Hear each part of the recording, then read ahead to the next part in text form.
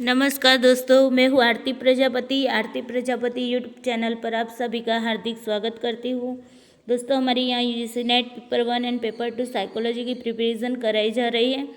तो आज का ये हमारा टॉपिक जो है वो पेपर 1 एंड पेपर 2 दोनों के लिए है। जो रिसर्च का टॉपिक आता है वो आपको पता ही होगा कि आपके जो पेपर 2 यानी कि आपके सब्जेक्ट के पेपर में भी रिसर्च आता है और पेपर 1 में भी रिसर्च का एक यूनिट दिया हुआ है। ओके, तो आपने देखा था कि हमने कल शोध के प्रकार को देखे थे। अब देखिए, दो शोध के बहुत सारे प्रकार होते हैं। जिसमें हमने कल देखे थे वो उद्देश्य के आधार पर देखे थे, और आज हम देखने वाले हैं वो समय की दृष्टि से उसके जो भी प्रकार पड़ते हैं उसके बारे में हम देखने वाले हैं। तो टॉपिक पर जाने से पहले आपसे रिक्वेस्ट है, अगर आपको मेरे वीडियोस अच्छे लगते हैं तो उसे लाइक कर दीजिएगा, अपने दोस्तों के साथ शेयर कर दीजिएगा, ताकि आपके साथ साथ वो भी अच्छे से प्रिपरेशन कर सकें। और इस चैनल पर अगर आप नए हैं तो इस चैनल को सब्सक्राइब कर लीजिएगा। चलिए दोस्तों, देखते हैं रिसर्च एप्टीट्यूड में शोध के प्रकार जो समय की दृष्टि से पढ़ते हैं उसके बारे में देखते हैं। सबसे पहले हम एक डायग्राम देख लेते हैं जिससे आपको अच्छे से समझ में आ जाए। देखिए, शोध के जो प्रकार पढ़ते हैं, तो शोध के प्रकार के बारे में मैं आपको कुछ बता दूं। यहाँ पर शोध के जो प्रकार हैं वो उद्देश्य की दृष्टि से उसके प्रकार पढ़ते हैं, फिर समय की दृष्टि से, फिर चरों पर नियंत्रण की दृष्टि से और प्रयोजक की दृष्टि से। ओके, तो देखिए, आपने कल देखा था कि उद्देश्य की दृष्टि से उसके दो प्रकार पड़ते हैं, मौलिक शोध और व्यावहारिक शोध, जिसे हम व्यवहत शोध भी कहते हैं। व्यावहारिक, व्यवहत शोध, प्रयुक्त शोध, मैंने आपको बहुत सारे नाम कहे थे। ओके, तो मौलिक शोध को हम क्या कहते हैं, इंग्लिश वर्ड ही आपको यहाँ पर याद रखना होगा। रिसर्च एक ऐसा सब्जेक्ट है जिसमें आप इंग्लिश वर्ड अगर याद रखेंगे तो कहीं भी कंफ्यूजन नहीं होगी आपको। ओके, तो देखिए, मौलिक शोध है जिसे हम फंडामेंटल रिसर्च कहते हैं, और व्यावहारिक जो शोध है उसे हम क्या कहते हैं, अप्लाइड रिसर्च कहते हैं। ओके, आपने मौलिक शोध में भी उसके दो प्रकार देखे थे, सैद्धांतिक यानी कि थियोरिटिकल रिसर्च और विद्यात्मक शोध। तो यहाँ पर आपने दो देखे थे, थियोरिटिकल रिसर्च और विद्यात्मक शोध के बारे में आपने देखा था। ओके, तो चलिए, उसके बाद आपने अप्लाइड रिसर्च के बारे में देखा था, जिसमें आपने प्रौद्योगिक शोध के बारे में देखा था। तो प्रौद्योगिक शोध को हमने क्या कहा था, टेक्नोलॉजिकल रिसर्च कहा था। ओके, तो टेक्नोलॉजिकल रिसर्च के बारे में आपने देखा था। क्रियात्मक शोध के बारे में यानी कि एक्शन रिसर्च के बारे में आपने देखा था। तो आपने ये जो पूरे प्रकार है उसके बारे में कल के वीडियो में आपने देखा था। आज के वीडियो में हम देखने वाले हैं कि समय की दृष्टि से शोध के कितने प्रकार पड़ते हैं उसके बारे में हम आज देखने वाले। ओके, कल हम चरों पर नियंत्रण की दृष्टि से देखेंगे और परसों हम देखेंगे प्रयोजक की दृष्टि से। थोड़ा थोड़ा सा सीखेंगे ताकि आपको अच्छे से समझ में आ जाएगा। अगर वीडियो लंबा बन जाएगा तो आपको भी लेंथी लगेगा और आपको भी वहाँ पर थोड़ा सा समझने में भी दिक्कत होगा और आपको भी थोड़ा सा अच्छा फील नहीं होगा। ओके, चलिए देखते हैं। समय की दृष्टि से देखते हैं तो उसे विकासात्मक शोध कहते हैं। समय की दृष्टि से आपको पता है विकासात्मक शोध किसे कहते हैं, तो जहाँ पर किसी के विकास की बात की जाती है, यानी कि मान लीजिए ये बच्चा 2 साल का है, फिर 3 साल का, फिर 4 साल का, 5 साल का, ये क्या हुआ, उसका विकास हुआ है ना। तो जो विकास के रिलेटेड जो शोध होती है उसे ही हम समय की दृष्टि से देखते हैं। चलिए उसके आगे देखते हैं कि समय की दृष्टि से इसके 3 प्रकार पड़ते हैं, यानी कि 3 टाइप्स होते हैं, अनुप्रस्थ शोध, अनुदैर्ध्य शोध और प्रारूपिक शोध। ओके, तो देखिए, अनुप्रस्थ शोध है जिसे हम क्रॉस सेक्शनल रिसर्च कहते हैं, और अनुदैर्ध्य शोध जो है उसे हम लॉन्गिट्यूडिनल रिसर्च कहते हैं। ओके, या तो फिर हम लॉन्गिटन भी कहते हैं। ओके, प्रारूपिक शोध को हम कहते हैं ट्रेंड एनालिसिस रिसर्च। ओके, तो ये 3 टाइप्स को हमें आज पढ़ना है। चले देखते हैं। समय की दृष्टि से शोध के 3 प्रकार मैंने आपको बता दिए, अनुप्रस्थ शोध, क्रॉस सेक्शनल रिसर्च, अनुदैर्ध्य शोध, लॉन्गिट्यूडिनल रिसर्च और फिर प्रारूपिक शोध जिसे हम ट्रेंड एनालिसिस रिसर्च कहते हैं। ये 3 आपको याद रखने, ओके। यहाँ से भी क्वेश्चन आते हैं। चलिए आगे देखते हैं।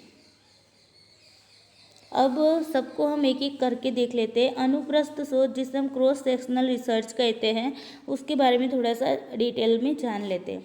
तो जहाँ समय के मानक के आधार पर अलग अलग जनसंख्या के वर्गों में से इकाइयों को चुना जाता है और चुनी गई इकाइयों का तुलनात्मक अध्ययन करके समस्या का समाधान किया जाता है, उसे अनुप्रस्थ शोध या क्रॉस सेक्शनल रिसर्च कहा जाता है। देखिए यहाँ पर कहने का मतलब क्या है कि अलग अलग जनसंख्या को यहाँ पर लिया जाता है। मान लीजिए ये ग्रुप हमने 1 लिया और एक ग्रुप 2 लिया, ओके। अब देखिए ये जो ग्रुप 1 है, मान लीजिए आपको रिसर्च करना है, आपको ये जानना है कि 5 साल के बच्चे के हाइट कितनी होती है, ओके, यानी कि उसकी लंबाई कितनी है, 5 साल के बच्चे की लंबाई कितनी होती है।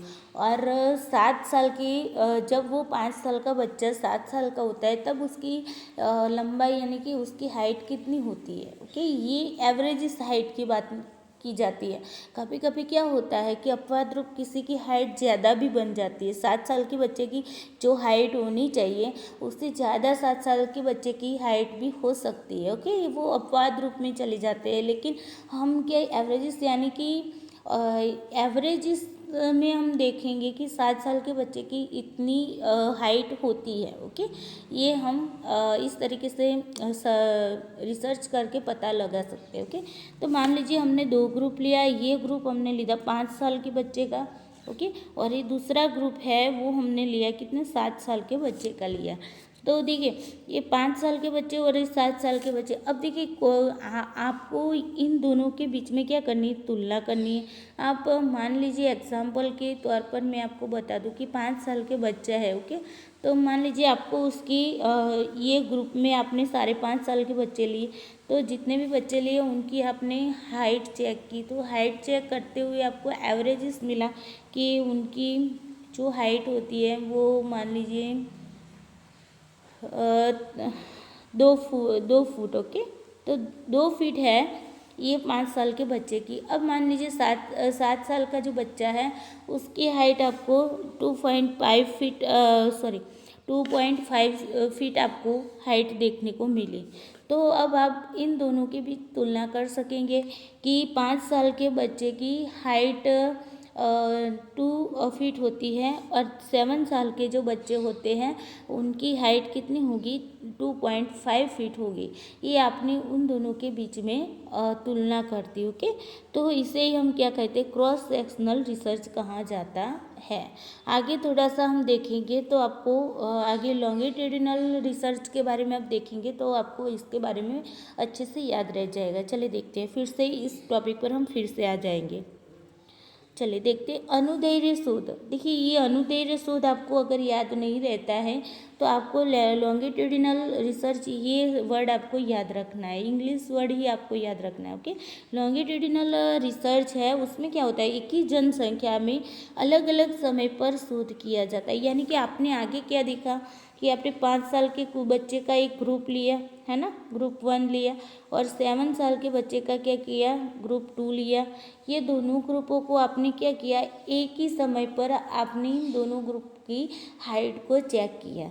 लेकिन यहाँ पर क्या होता है कि एक ही ग्रुप को लिया जाता है। मान लीजिए ये 5 साल के बच्चे का ग्रुप हमने ले लिया, तो इसी ग्रुप को हम जब ये ग्रुप में 5 साल के बच्चे हैं, जब वो 7 साल के होंगे तो उसकी हाइट को चेक किया जाएगा। फिर वो 9 साल के होंगे तो उसकी हाइट को चेक किया जाएगा। फिर उसे वो 12 ईयर के होंगे तो तब उसकी हाइट चेक की जाएगी। यानी कि एक ही ग्रुप की समय के अंतर पर क्या किया जाएगा, उस पर रिसर्च किया जाए एक ही ग्रुप पर। देखिए वहाँ पर क्या था, क्रॉस सेक्शनल में क्या था कि हमने ये जो होता है वो अलग अलग समय पर होता है। पहले 5 साल के बच्चे होते हैं तो उस पर किया, फिर वही 5 साल के बच्चे जब वो 7 साल के होते हैं तब उस पर रिसर्च किया जाता है, फिर वही बच्चे 9 साल के होते हैं।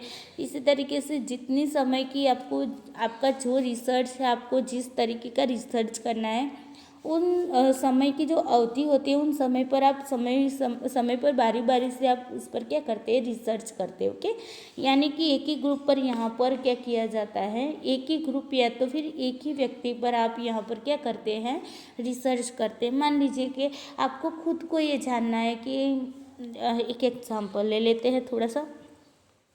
देखिए, आपका वेट बहुत ज़्यादा है। ओके, तो मान लीजिए आपका वेट है 75 kg। ओके, तो आपने कुछ डाइट प्लानिंग किया। ओके, तो डाइट प्लानिंग करने के बाद पहले आपने डाइट प्लानिंग लिया, उससे पहले आपने अपना वज़न चेक किया, तो आपका वेट था 75 kg। ओके, अब आपको ये देखना है कि मैं जो डाइट प्लानिंग करता हूँ या करती हूँ तो उसकी मेरे बॉडी पर क्या इफ़ेक्ट पड़ती है, मेरे वेट लॉस में क्या इफ़ेक्ट होती है। ओके, इस बात पर अगर आपको मान लीजिए आपको एक रिसर्च छोटा सा कर लेना है तो आप क्या करेंगे उसके बारे में। तो आप सबसे पहले अपना वेट कब चेक करेंगे, तो डाइट प्लानिंग से पहले करेंगे। अब देखिए, डाइट प्लानिंग आपने स्टार्ट कर दिया है, तो स्टार्ट करने के बाद आप क्या करेंगे, 1 मंथ में आप चेक करेंगे कि मेरा वेट कितना लॉस हुआ। उसके बाद आप 2 मंथ पर आप चेक करेंगे कि मेरा वेट कितना लॉस हुआ। 3 मंथ पर आप वेट चेक करेंगे 3 मंथ में मेरा कितना वेट लॉस हुआ है ना। तो इस तरीके से आपके एक ही व्यक्ति पर या तो एक ही ग्रुप पर समय समय पर जो रिसर्च किया जाता है उसे ही हम कहते हैं लॉन्गिट्यूडिनल, यानी कि लंबे समय तक ये रिसर्च क्या होता है, ये रिसर्च चलता रहता है। देखिए, लॉन्गिट्यूडिनल शब्द ही बता रहा है कि आपका ये जो रिसर्च होता है वो लंबे समय तक होता है और एक ही व्यक्ति या फिर एक ही ग्रुप पर होता है। तो यहाँ पर से क्वेश्चन किस तरीके का बनता है ये भी मैं आपको बता देती हूँ। यहाँ पर आपको क्वेश्चन पूछा जाए कि ऐसा कौन सा शोध है जो एक ही ग्रुप पर या फिर एक ही व्यक्ति पर लंबे समय तक किया जाता है, तो यहाँ पर आपका जो आंसर बनता है वो होगा आपका लॉन्गिट्यूडिनल रिसर्च। यहाँ पर विकास के अकॉर्डिंग रिसर्च किया जाता है। ओके, कि कितना विकास हुआ है, विकास के जो भी लक्षण है उसके अकॉर्डिंग यहाँ पर क्या किया जाता है, रिसर्च किया जाता है। ओके, तो देखिए आपको लॉन्गिट्यूडिनल रिसर्च के बारे में पता चल गया, एक ही ग्रुप पर होता है और समय एक अलग अलग समय पर बारी बारी से वहाँ पर रिसर्च किया जाता है एक ही ग्रुप पर। ओके, अब देखिए यहाँ पर फिर से मैं थोड़ी सी वापस आ जाती हूँ और यहाँ पर थोड़ा सा क्लियर आपको कर देती हूँ कि यहाँ से किस तरीके के क्वेश्चन पूछे जाते हैं। ओके, तो देखिए यहाँ पर इस तरीके का क्वेश्चन बनता है, यहाँ पर 2 ग्रुप होते हैं। ओके, यहाँ पर तुलना करनी होती है। देखिए, तुलना करनी होती तो आपको एक व्यक्ति पर तो आप एक ग्रुप या एक व्यक्ति पर तो आप तुलना करेंगे नहीं, उसके लिए उसका जोड़ा भी दूसरा जो होना चाहिए ना तुलना करने के लिए। तो जब भी तुलना करनी होती है तब आपको ये बात याद रखनी है, या 2 ग्रुप होते हैं या फिर 2 से ज़्यादा ग्रुप होते हैं और उनके बीच में क्या की जाती है, तुलना की जाती है। तो जहाँ पर तुलना की जाती है वहाँ पर हम क्रॉस सेक्शनल रिसर्च का यूज़ करते हैं विकासात्मक के अकॉर्डिंग। ओके, मैं बार बार बोल रही हूँ विकासात्मक के अकॉर्डिंग।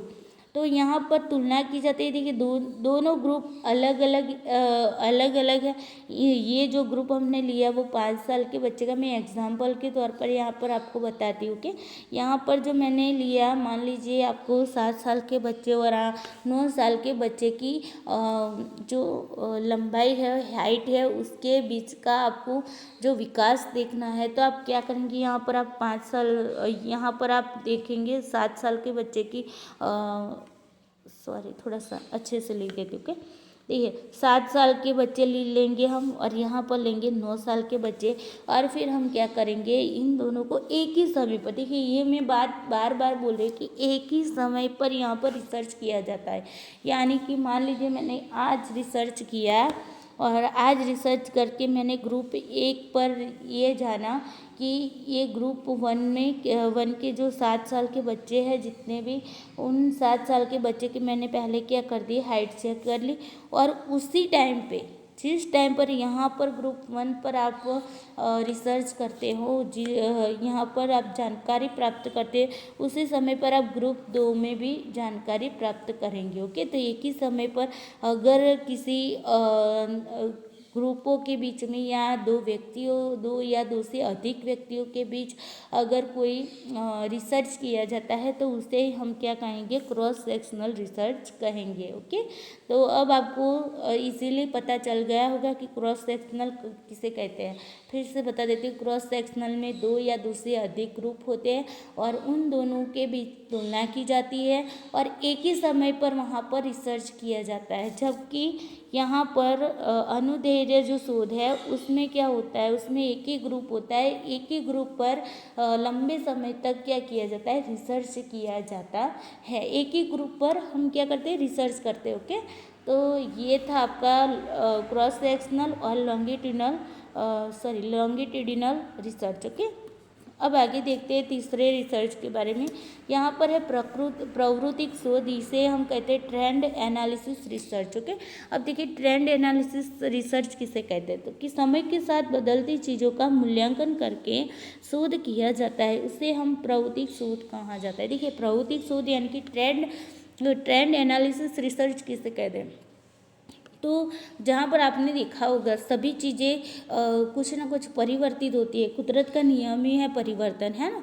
तो सारी चीज़ें बदलती रहती है। आप खुद ही सोचिए कि आप भी मान लीजिए आप 30 इयर्स के हैं, तो आप जब 30 इयर्स के आप हैं और आप जब 7 साल के या 10 साल के या 15 साल के थे तब की आप बात करें तो वहाँ उस समय पर किस तरीके से लोग रहते थे, है ना, किस तरीके से कपड़े पहनते थे। अब उसी सिचुएशन को अगर आप 30 इयर्स के हो चुके हैं और इस समय आप देखते होंगे तो बहुत कुछ बदल चुका होता है ना। तो जो चीज़ें बदलती रहती है और उन चीज़ों का क्या किया जाता है, मूल्यांकन किया जाता है और मूल्यांकन करके उस पर जो रिसर्च किया जाता है उसे हम ट्रेंड एनालिसिस रिसर्च कहते हैं। मान लीजिए अब जो भी फिल्मी आपने देखा हो, जो फिल्मों में जो हीरो हीरोइंस है, एक्टर एक्टर्स है ना, तो जो एक्ट्रेस और एक्टर्स है तो वो लोग जिस तरीके से कपड़े पहनते हैं, जिस तरीके से कुछ चीज़ों को यूज़ करते हैं, तो वो भी आप क्या करेंगे, नए ट्रेंड के साथ साथ आप भी उनकी जैसा अनुकरण करेंगे, है ना। तो मान लीजिए कि कोई अच्छी सी मूवी है और मूवी में बहुत अच्छी सी कोई क्या बोलते हैं, कोई अच्छा सा ड्रेस किसी हीरोइन ने पहन लिया है और आपको सबको पसंद आया कि ये ड्रेस बहुत अच्छा है, तो सब क्या करेंगे, उसी की जैसा वैसा ही ड्रेस बाजार में से खरीदेंगे, है ना। तो ये क्या हुआ, ट्रेंड एनालिसिस रिसर्च, यानी कि समय के साथ जो चीज़ें बदलती है उसका मूल्यांकन करके उसके बारे में शोध किया जाता है। पहले के समय में देखिए, मान लीजिए एक संस्कृति के आधार पर शोध की बात कर दूँ तो देखिए पहले के समय में लोग किस तरीके के कपड़े पहनते थे। गाँव में थे तो गाँव में सब लोग किस तरीके से कपड़े पहनते थे, है ना। और अभी के समय में किस तरीके के कपड़े पहनते हैं। पहले कोई जो लड़के थे वो लड़के या जो बड़े लोग थे मैन में से, तो वो लोग क्या करते, पहले वो पैंट शर्ट नहीं पहनते थे, सिटी लेवल पर पहनते थे, लेकिन गांव में कोई पैंट शर्ट नहीं पहनते थे। लेकिन अब क्या है, अब तो गांव में भी सब पैंट शर्ट पहन लेते हैं ना। और लड़कियां थी तो पहले उनको ड्रेस भी पहनती थी तो अपना पूरा शरीर ढका हुआ हो उस तरीके के ड्रेस पहनती थी। और अभी के समय में लड़कियां जो है वो कपड़े पहनती है तो जीन्स पैंट और टी शर्ट पहनती है, तो अभी आधा तो अंग उसका सबके सामने दिखता होता है। तो ये क्या, ये आपका ट्रेंड एनालिसिस से समय के साथ बदलाव आया है और उसी बदलाव को लोगों ने अपनाया है और बदलाव के साथ साथ अपनी जो प्रणालियाँ है, जो रूढ़ियाँ है, जो सारी बातें उनको भी उन्होंने क्या किया है, अपने आप में बदलाव कर दिया है। ओके, तो ये सारी बातें हैं वो समय के साथ बदलती चीज़ों का मूल्यांकन आप उसे देखते हैं और उस पर जिस पर हम रिसर्च करते हैं उन बातों को हम क्या कहेंगे, प्रवृत्ति भौतिक शोध कहेंगे। तो आई होप आपको ये तीन बातें समझ में आ गई। मैंने आपको समय की दृष्टि से 3 टाइप्स बताए। सबसे पहले मैंने आपको बताया क्रॉस सेक्शनल के बारे में बताया, उसके बाद मैंने आपको लॉन्गिट्यूडिनल के बारे में बताया। ओके, उसके बाद मैंने आपको ट्रेंड एनालिसिस के बारे में बता दिया। ओके, थोड़ा सा फिर से मैं रिवीजन कर लेती हूँ ताकि आपको अच्छे से याद रह जाए। देखिए, रिवीजन करने से ही आपको सारी बातें समझ में आएगी और रिवीजन करते ही रहना चाहिए। ओके, चलिए देखिए, क्रॉस सेक्शनल में क्या था, 2 या 2 से अधिक ग्रुप होते हैं या दो या दो से अधिक व्यक्ति होते हैं और उनके भी तुलना की जाती है। तुलना करके क्या किया जाता है, एक ही समय पर उन पर रिसर्च किया जाता है। इतनी बात आपको याद रखनी, क्योंकि एग्जाम्पल देंगे आपको और एग्जाम्पल के आधार पर आपको क्वेश्चन पूछेंगे। ओके, यहाँ पर से क्वेश्चन आया हुआ है हमारा यूजीसी नेट पेपर 1 में। हम जो टेलीग्राम में क्विज सेशन रखते हैं उस क्विज सेशन में मैं उस क्वेश्चन को डालूंगी, आप देख लीजिएगा, आपको पता चल जाएगा किस तरीके का क्वेश्चन पूछा जाता है। ओके, लॉन्गिट्यूडिनल में क्या होता है, एक ही ग्रुप होता है और उसे लंबे समय तक बारी बारी से उसे चेक किया जाता है। ओके, इसे लॉन्गिट्यूडिनल रिसर्च कहा जाता है। ट्रेंड एनालिसिस में देखिए, यहाँ पर एक ही समय पर नहीं होता है, यहाँ पर बारी बारी लंबे समय तक बारी बारी से अलग अलग समय पर यहाँ पर एक ही जुट पर लेकिन अलग अलग समय पर यहाँ पर रिसर्च किया जाता है। ओके, और यहाँ पर ट्रेंड एनालिसिस में क्या होता है, जो बदलती चीज़ें हैं उसका आप मूल्यांकन करते हो और उन मूल्यांकन से आप क्या करते हैं, शोध यानी कि रिसर्च करते हैं। ये है ट्रेंड एनालिसिस के बारे में। ओके, तो दोस्तों ये थे हमारे समय की दृष्टि से 3 टाइप्स थे। आई होप आपको अच्छे से समझ में आए होंगे। अगर आपको समझ में नहीं आए हैं तो आप कमेंट बॉक्स में कमेंट कर दीजिएगा, मैं फिर से आपको बताने की कोशिश करूँगी। तो दोस्तों, मेरा ये वीडियो अगर आपको अच्छा लगा है तो लाइक कर दीजिएगा, अपने दोस्तों को साथ शेयर कर दीजिएगा और इस चैनल पर अगर आप नए हैं तो इसे सब्सक्राइब करना ना भूलिएगा। चलिए दोस्तों, थैंक यू सो मच।